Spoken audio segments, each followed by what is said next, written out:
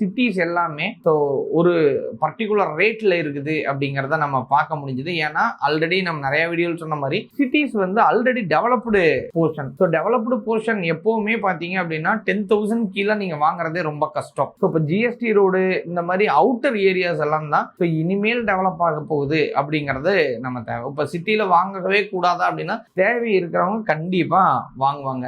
இப்போ ஒரு சிட்டியில ஒரு ஐகானிக்கா நான் ஒரு ஷாப் வைக்கணும் அப்படின்னா ஒரு சிட்டியை நோக்கி வச்சிருப்பாங்க.